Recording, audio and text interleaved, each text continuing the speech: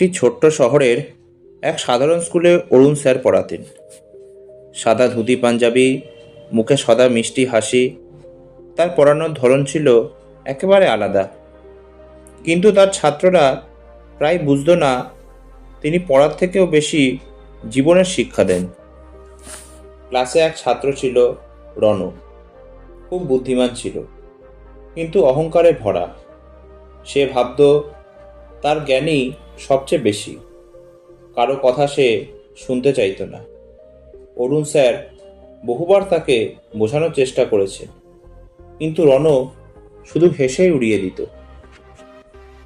একদিন স্কুলে হঠাৎ ঘোষণা এলো, অরুণ স্যার অবসর নিচ্ছেন। শেষ দিন তিনি সবার জন্য একটি বিশেষ ক্লাস নেবেন। ছাত্ররা ভেবেছিল হয়তো বিদায় বক্তৃতা হবে, কিন্তু স্যার সেদিন নিয়ে এলেন 3টি ফুলের টব। একটিতে ছিল শুকনো গাছ, অন্যটিতে আধমরা গাছ, আর তৃতীয়টিতে ছিল একদম সবুজ তাজা গাছ। স্যার বললেন, এই 3টি গাছ আমাদের জীবনের প্রতিচ্ছবি। প্রথমটি তাদের যারা চেষ্টা বন্ধ করে দিয়েছে, দ্বিতীয়টি তাদের যারা শুধু বাঁচার ভান করে, আর তৃতীয়টি তাদের যারা প্রতিদিন নিজের ভুল ঠিক করে সামনে এগিয়ে চলে। তিনি থামলেন, তারপর রণের দিকে তাকিয়ে বললেন, জ্ঞান তখনই আলো দেয় যখন তা বিনয়ে ঢাকা থাকে। অহংকার জলের মতো, যতই বাড়ে ততই নিজের সীমা ছাড়িয়ে যায় আর সব কিছু ভাসিয়ে দেয়।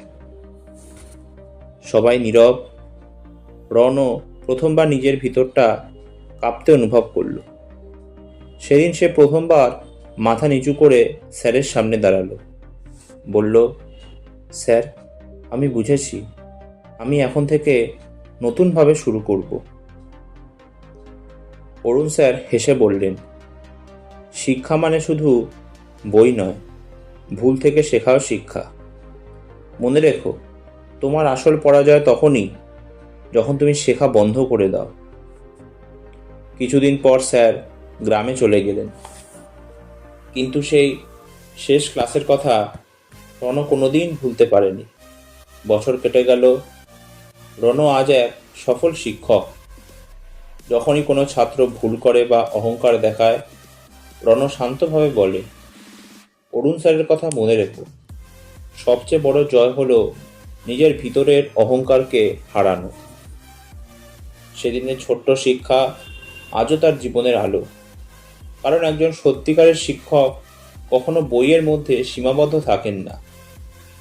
তিনি থেকে যান প্রতিটি ছাত্রের জীবনের প্রতিটি সিদ্ধান্তে, প্রতিটি সঠিক পথে এগিয়ে যাওয়ার প্রেরণায়।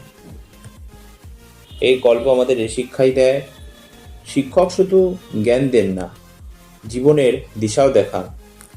বিনয় আর শেখার ইচ্ছাই মানুষকে সত্যিকারের বড় করে তোলে। আজকের ভিডিওটি এই পর্যন্তই। গল্পটি ভালো লাগলে প্লিজ ভিডিওটি লাইক, শেয়ার আর চ্যানেলটি সাবস্ক্রাইব করতে ভুলবেন না। ভিডিওটি কেমন লাগলো প্লিজ কমেন্ট করতে ভুলবেন না। আরও এরকম নতুন গল্প নিয়ে আমি আপনাদের সামনে উপস্থিত হব। ধন্যবাদ।